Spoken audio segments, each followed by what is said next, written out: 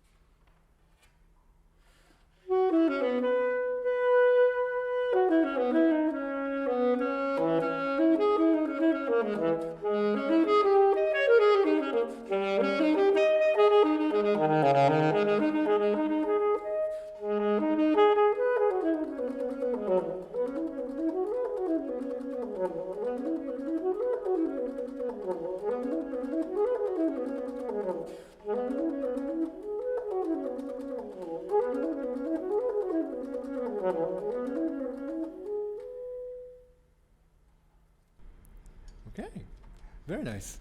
It's beautifully done. And this is such a beautiful piece of the French repertoire.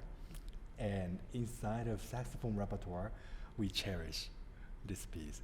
Do you know anything about the genesis of Decruck Sonata or this composer, Fernande Decruck? Anything about her life? Do you know anything that you could share? I know she was born on December 25th, Christmas Day, which I think influenced the second movement, the Noel. Yep. I think that's all I know. I know she was married to a saxophonist, I believe. Very important, good. I'm not sure who it was, honestly. But, I think that's all I know. I don't know much about the genesis of the piece, though. Now, Fernande Decruck is a French composer, and it's actually very important to know that she married to a saxophonist. Now, his name was Maurice Decruck, and he actually won the position in New York Phil back in 1920s, I believe. And his position was a bassist. He played clarinet. I think he also played flute, but he also played saxophone. So we know that Decruck, the Fernande Decruck, the composer of this piece, must have been really familiar with the instrument. But we don't know for sure which version came first, like viola version or the saxophone version. And also, this is written for, if you look into the title, it says saxophone, alto, and orchestra.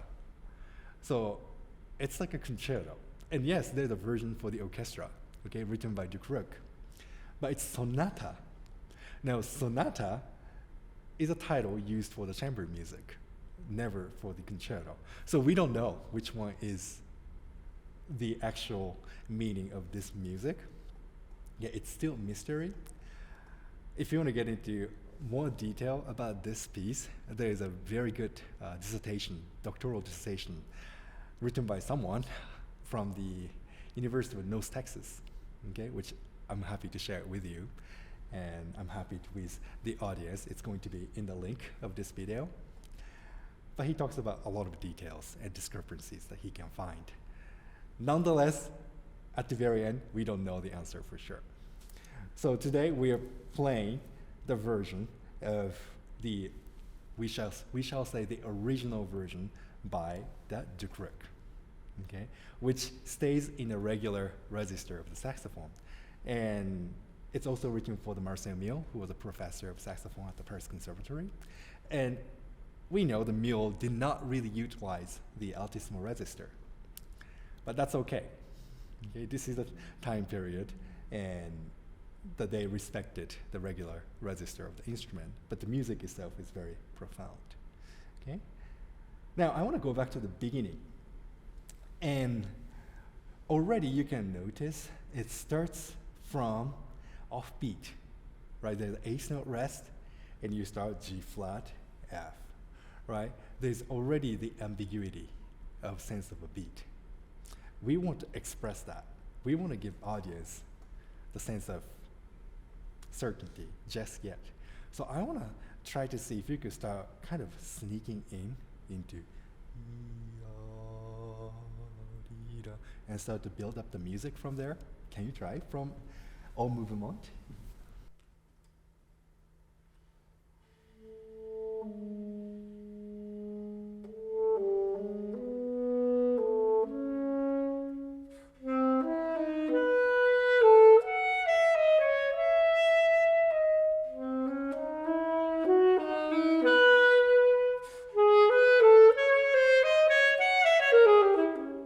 Very good. Now, the first eighth note was a bit too long, right? We want to make sure it's eighth note, right? So the tempo is. Yeah.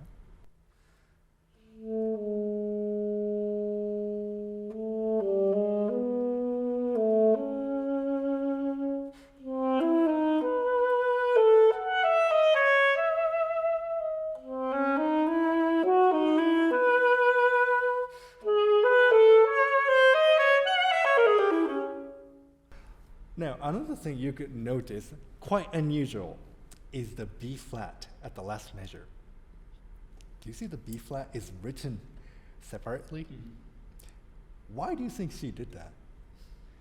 Maybe to place some sort of emphasis on that note. I don't know why that note in particular, but there's something special about it. Right, something special. Otherwise, composer wouldn't write unusually, right? That B flat to be separate eighth note. So probably you want to express a little bit on that note, and I wouldn't mind creating more expressiveness using the vibrato, especially the A flat, because that's a forte and one of the biggest arrival point of this section. So can you try from beginning one more time?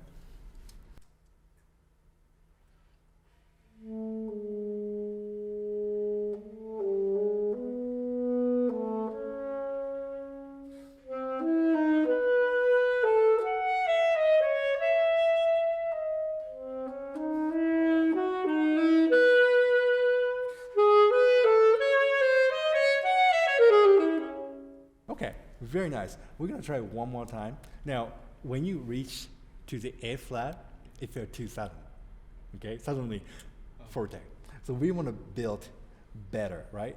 And it's really challenging because we have a decrescendo, and you need to do the crescendo. So there's a lot of motion already in it. But let's try our best.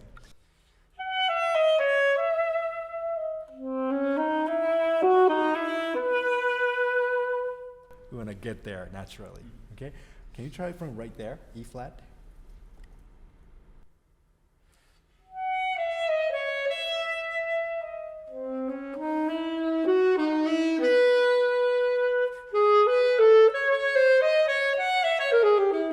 Much better. Now, can you add a little more vibrato on A flat?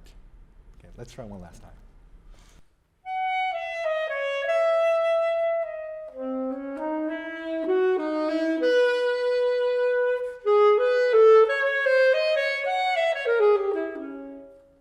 Good. Now, at the very end, we have a 16 notes run. How should we play this 16 notes? Well, I know the pianist takes them over afterwards, so we should play them leading into it. Exactly. And there's a big decrescendo. Now, if you do the too much decrescendo, you cannot lead into the piano. We need to save it. If you change the tempo too much, pianist cannot take it over. So we need to be very conservative about these 16 notes, okay? I want to generally stay in the tempo, not too much decrescendo, okay? And sort of give in to the pianist. Can you try one more time in the same place?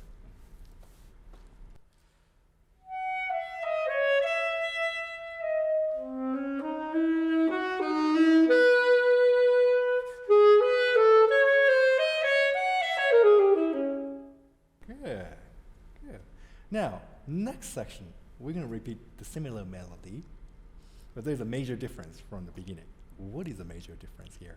It starts right on beat one. Correct. And now we have sense of assurance with the strong beat. So we're not gonna play like beginning, we sneaked in, okay? Here, it's more confident, okay? So we're gonna start with more confidence, although it's piano, use more expressiveness using the vibrato, and really blossom the phrasing at the fourth measure of rehearsal number 1. Let's try 1 to 2.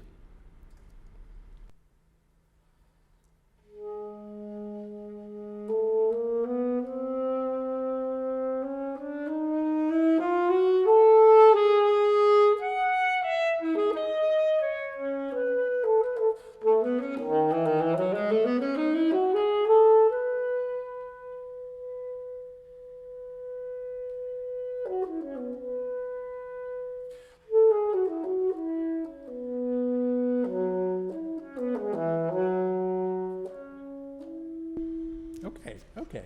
Now, I'm so happy to hear you have such a beautiful tone with richness and warmth, but your forte is too timid. Okay, it says forte, and this is one of the most beautiful moments of this piece. I want you to go for it. Okay, so let's do more crescendo, and don't be shy away from the expressing the big phrasing. So.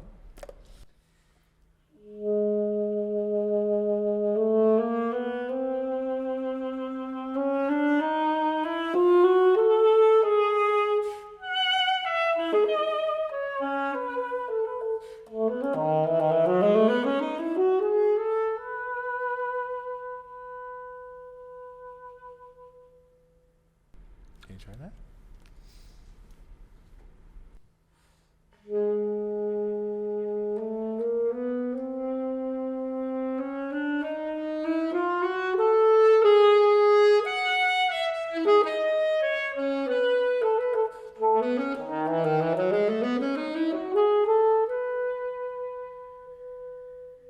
Okay, good. Now volume is good, but I don't hear the vibrato on the high note. Oh, with the singer, of course they want to sing with the violinist, they're gonna do a lot of vibrato on that note. So let's practice that.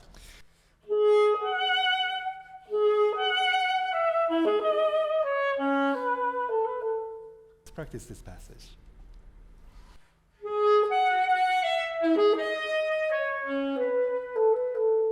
Yeah, how should we fix the quality of that vibrato? On E flat. Maybe need to tighten my raw cavity more. It's too open, too loose, perhaps. Yes, obviously yes.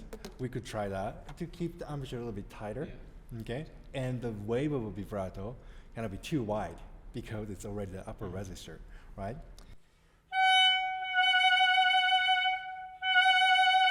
Let's just practice the only E flat with vibrato. Yeah. Beautiful. Now let's connect the phrase.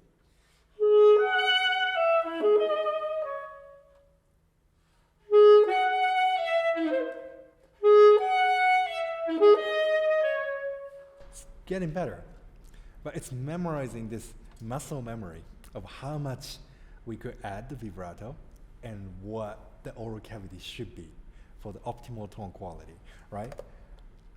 One last time.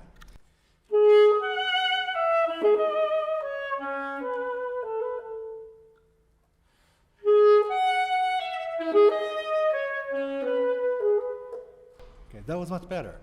Then next passage, we get to the low C and D flat. We need to deliver the air towards the bottom of the saxophone. Otherwise, it's not going to sound, right? Okay.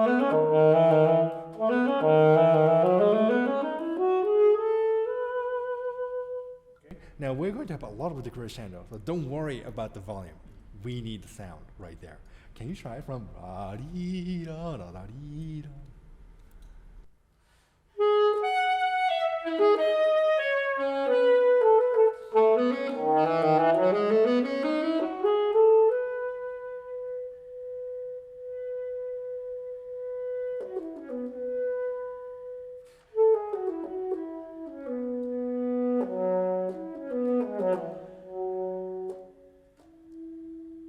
Okay, now you're doing beautifully done. Actually, I love it, especially the treatment of A flat going into the all movement. It's like you're treating really beautifully, just like a string players.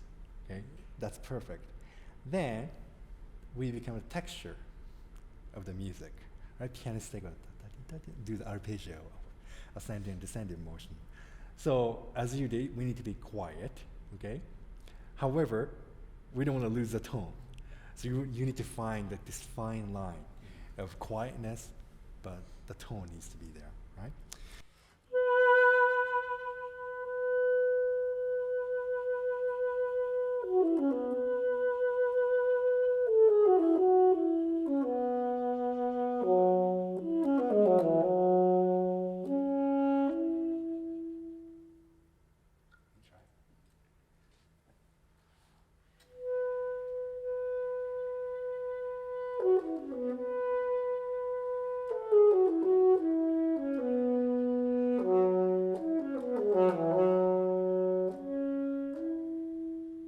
Now we're gonna keep going with more energy and accelerando. Dee-da-dee-da-dun-dun.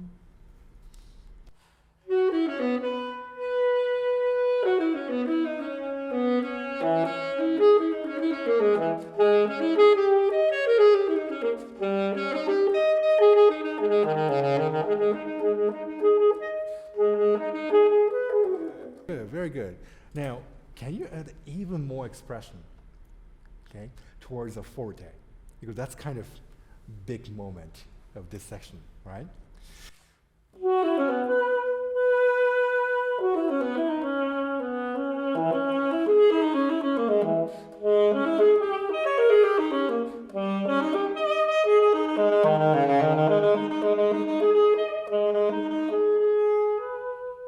And we can relax, okay?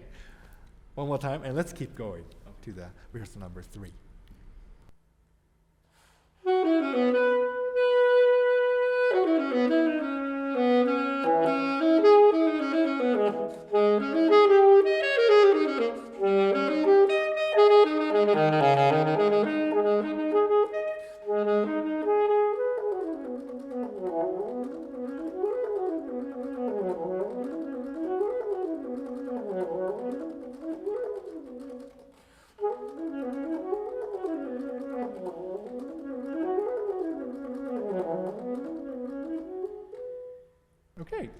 Okay, so at number 3, what is happening musically?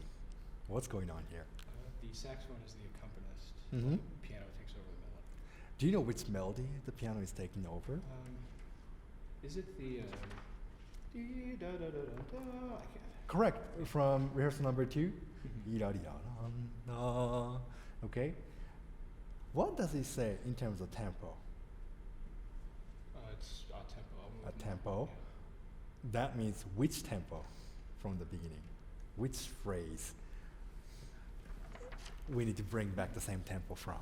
I mean, probably. I would say. I mean, maybe from 2 because that's where it's the same melody the piano is playing. But Mhm. it could be maybe from 1 that I'll move when it first happened. Correct. It's from very beginning. Yeah. Okay. So remember the tempo. Dee-da, dee-da-da, dee-da-da. This is the tempo. Dee-da, dee-da-dee-da-dum, da, dee-da-dee-da-dee. It's much calmer actually. Yeah. So we have to fit into that tempo, this 6-steplet. So surprisingly, it's not fast.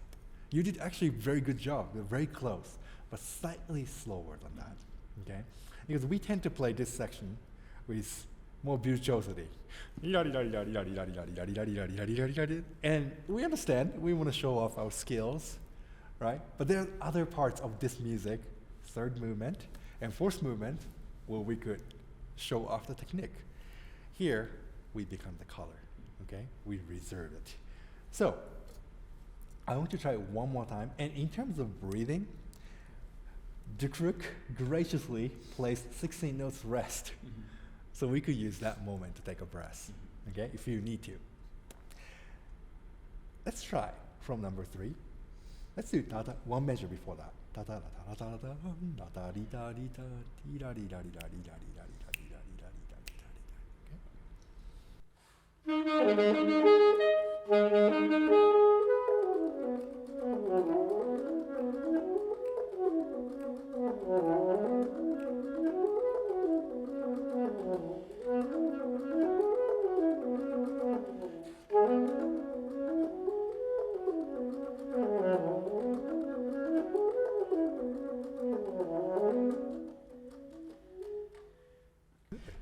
Good. Use all your air. Yeah. Okay, congratulations.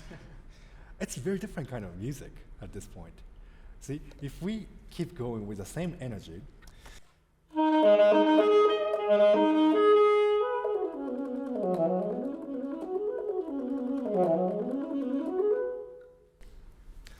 it's nice and smooth. It's kind of a French quality, right? Because we're turning this phrase into more kind of a texture, but the energy is too high. Oh, Yeah, because tempo is much faster. And from just looking at the music, I think Decruck is trying to communicate something different, okay?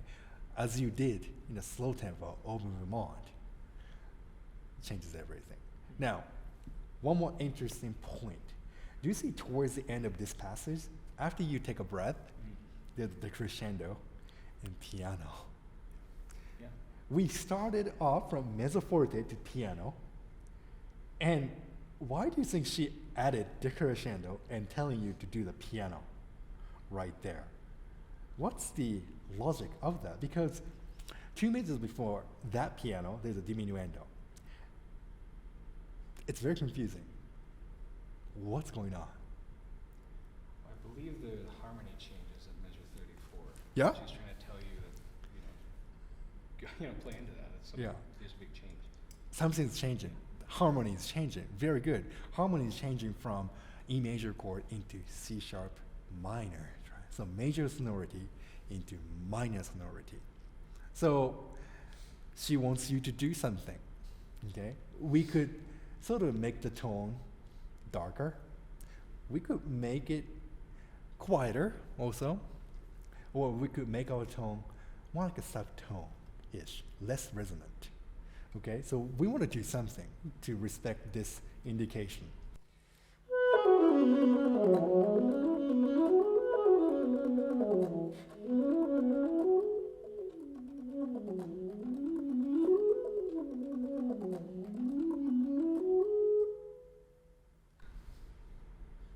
It's a big difference, okay? Once you start playing with piano, this is going to reflect even more. Can you try it one last time, thinking about all those details that we discussed from number 3?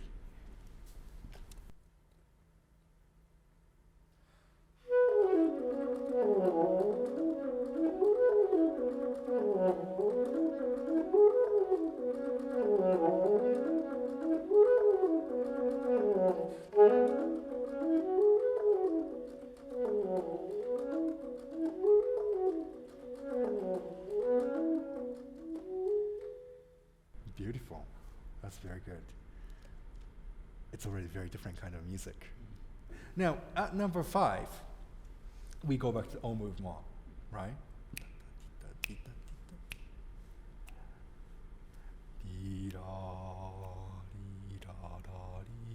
Right? So it's not that fast. Okay? I want to try from 4 to 5.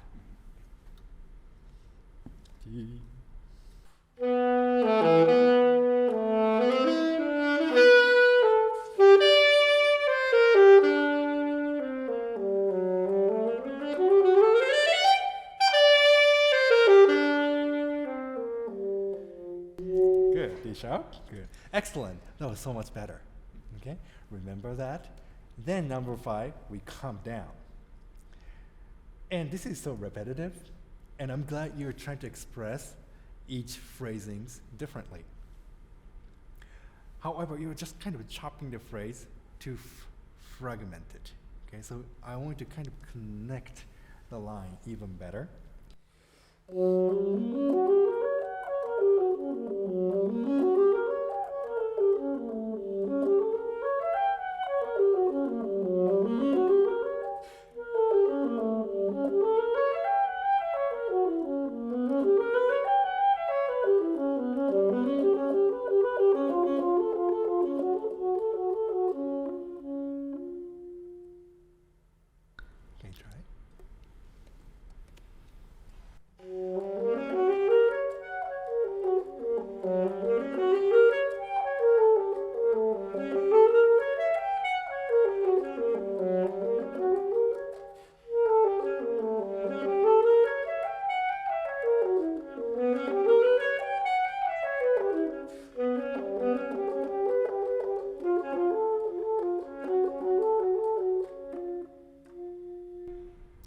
good, much better. Now, I'm sure you're playing exactly as it's written, which is good, but it sounds too fragmented still. Da-da-dee-da, dee-da-dee-da, dee-da-dee-da, dee-da-dee-da.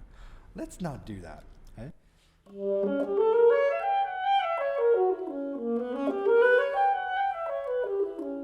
want to have nice shape on crescendo to crescendo. Okay, we want to show the simplicity of it because this is not a main part of a melody. Okay, can you try it one more time? Let's try from 5.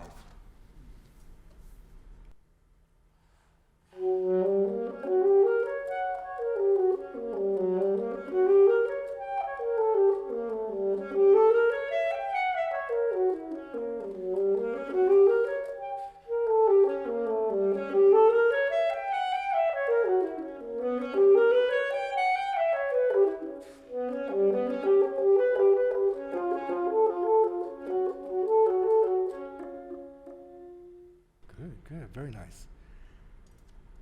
Then next phrase. Let's hear. Can we do 6 till after 8, right before en mouvement? Okay.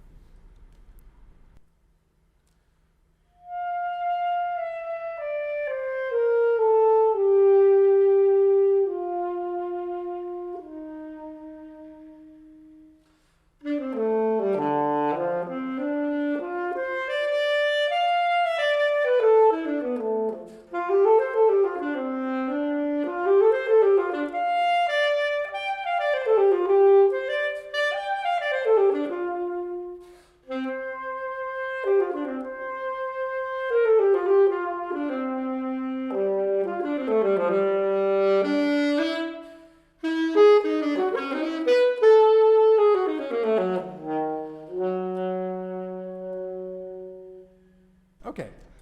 All right. Good try. Now, at 6, it says profondément. I don't know if I'm pronouncing correctly. Expressive. Profoundly expressive. That's a very strong word. And it's asking you to play in piano. Okay, it happens only once in this entire sonata. Profoundly expressive. We need to do something about that, right? Now, how can we make profoundly expressive? What would be the tools that we have to make that happen? Vibrato. Vibrato. And maybe some rubato, maybe tempo. Tempo, rubato, good. Different dynamic changes or Dynamic changes, yes. tone color changes as well, perhaps. Correct, tone color. Yeah, we need to do something about that, okay? But we know for sure one thing we cannot do is play piano normally. Right.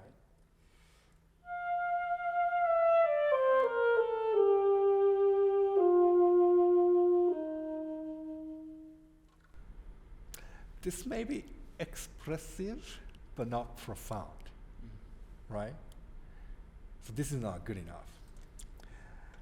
So one way that we could experiment is, yes, change the tempo, make it rubato, okay? Have a little bit of a freedom, more vibrato, okay, to be more expressive.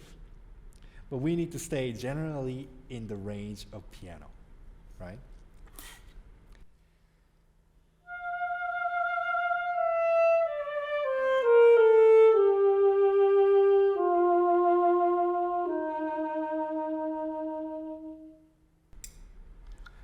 And more emotion to it, more expressiveness, hopefully. Could be a little heavy, okay? So these are things we have to make a decision.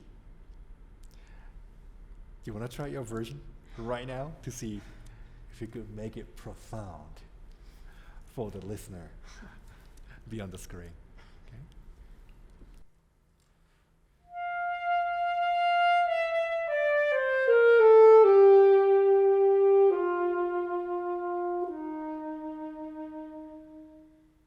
Good, already better than before. Now, when we manipulate the tempo, okay, within the phrase, if we speed up we need to slow down. Otherwise, in a big box of the time, it becomes very irregular and unstable, okay? Plus, it's very hard for the pianist to follow you, okay? So if we're gonna speed up, then we need to take the tempo back, right? Let's do, thinking about that, let's construct a phrase one more time.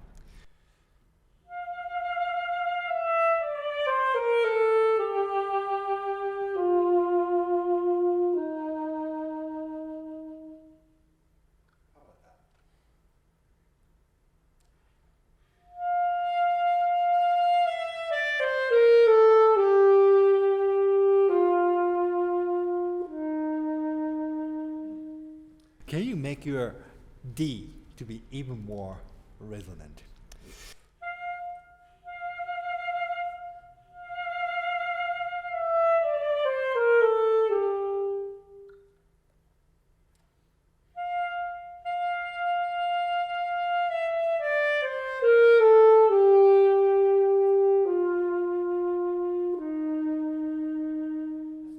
That's so much better.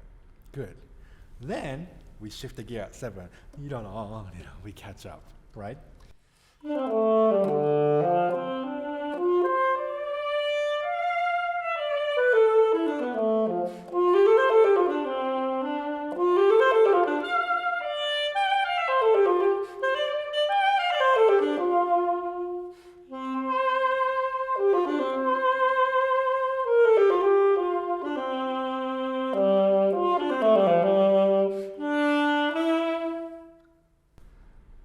It's completely brighter. It's more festive. It almost sounds a little Chinese in the section. Do you know why it sounds a little Chinese? It's pentatonic. Correct. The use of a pentatonic scale right here.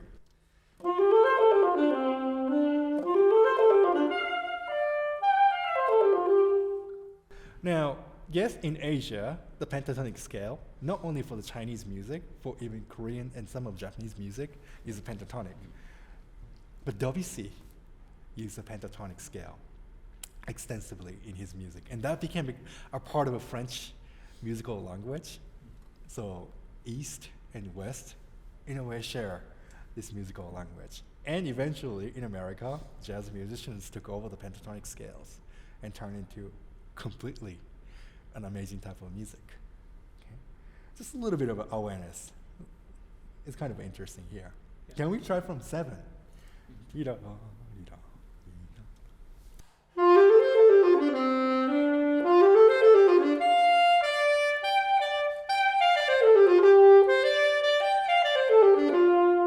Okay, good.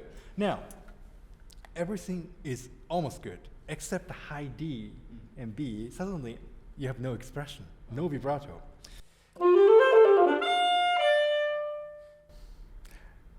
It feels out of context. So let's add vibrato, a little bit of vibrato, okay? Not too expressive, it's just adding the color to it.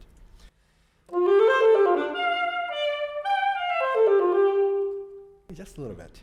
Can you try?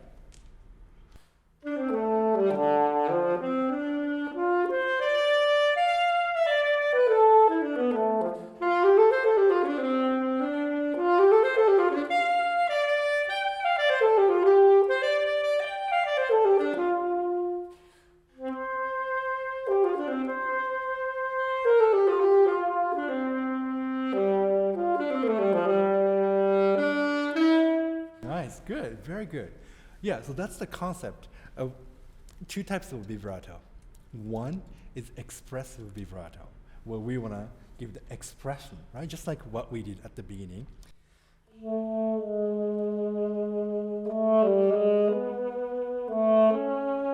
It's expressive. Here, we are using the vibrato as a color. It's not really clearly audible, but non-vibrato is its own distinctive color, in a way very strong color. If you think of a black and white, they're very strong color. So it doesn't mean the colorless, right? And since we are kind of speaking this language throughout the piece, we need to paint this note with a little bit of vibrato. Just tiny. That's different from isn't it? So that's what we're doing. And I want to be able to do that consciously. Okay? Here I'm using the color vibrato. Here I'm going to use the expressive vibrato.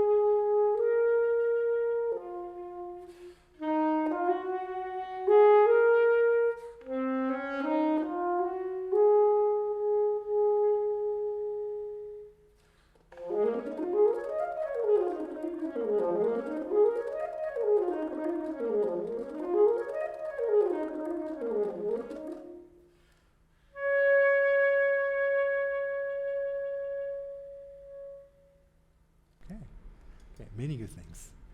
We're going to go back to a volante and try to express that big moment. Now, the triplets, but we take it freely.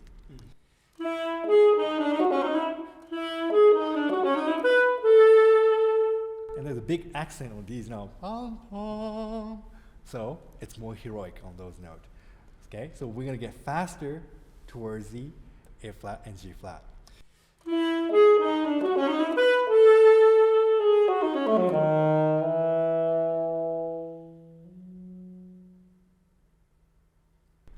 we become nothing. Can you try it right there? 2 measures.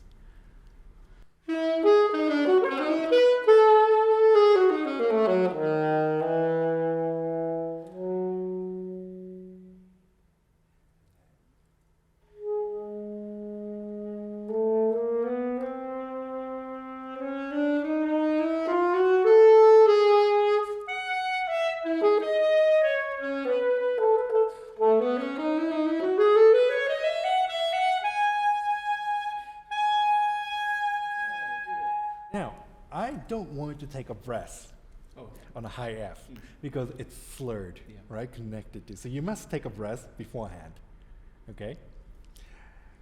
And we want to bring back the same expressiveness from the first page. That means high E needs to have a little more vibrato. Can we try? That wasn't good. Let me try one more time.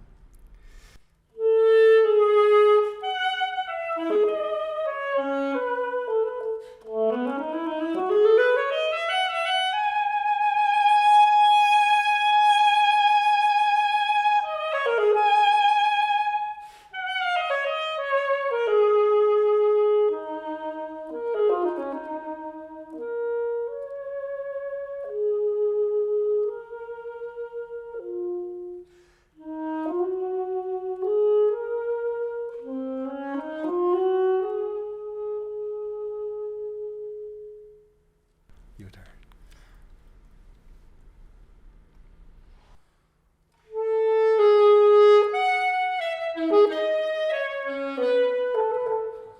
I don't want to accent. Ba-ya, ba-ya. Yes, it's phrased, fragmented in that way, but we still need to give a bigger picture to the audience.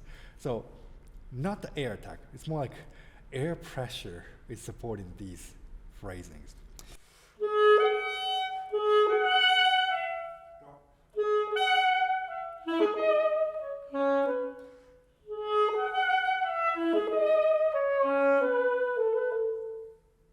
Can you try that passage?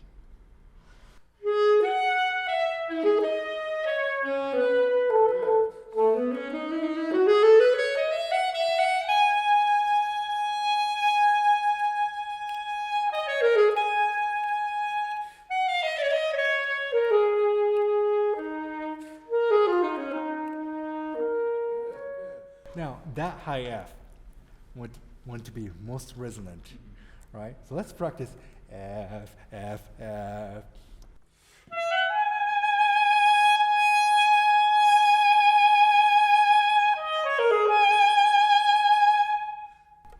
perfect place in this hall. Yeah. Okay, so we want to achieve the best resonance on a high F. Can we try?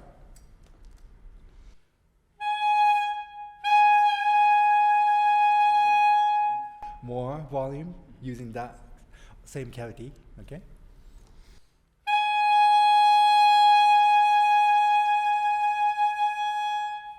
Could it be a little more in terms of volume?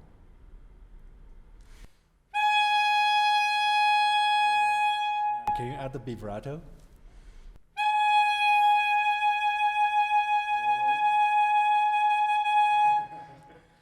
Then balance is very difficult to control. So you have to find the best balance. Okay, that's what we can do in this space, especially if it's difficult in a practice room. But when you're on the stage, that's one thing that we experiment. Okay, so we know the upper limit before the tone breaks in, right?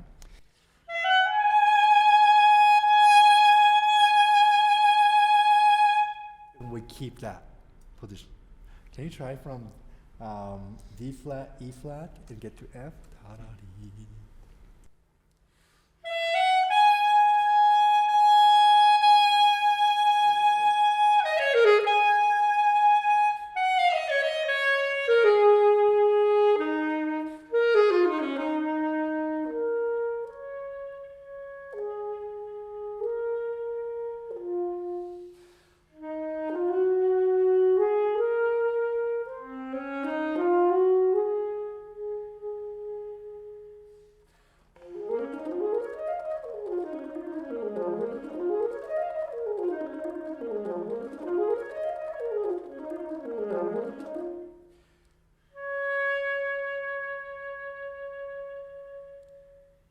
Very, very close. You're doing beautifully. We want to even take it farther at the very ending.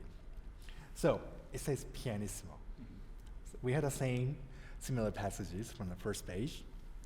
Au mouvement. So we're bringing back the same tempo. Okay.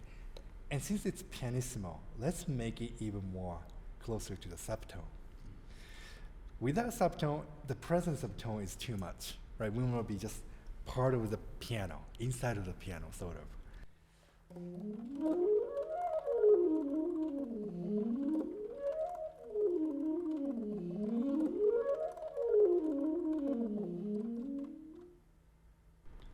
Kind of we're in an aquarium, like in the water-ish. Yeah. Can you try the subtoneness?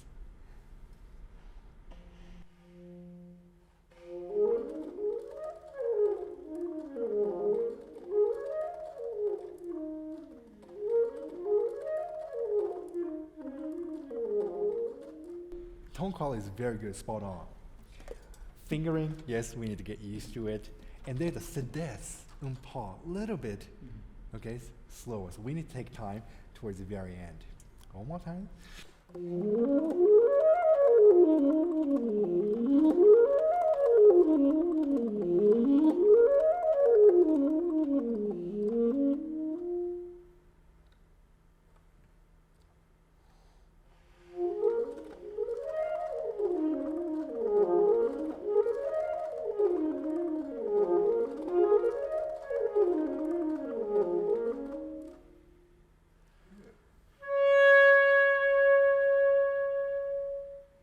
Very nice. And it's very important to note at the very end there's no ritardando. Oh, that's right. Yeah. And we're supposed to connect to the next movement. So it's like brief 4 beats. Okay? And you just disappear. It's like you're taking away from your dream. It's almost unreal. So let's do a really brief decrescendo.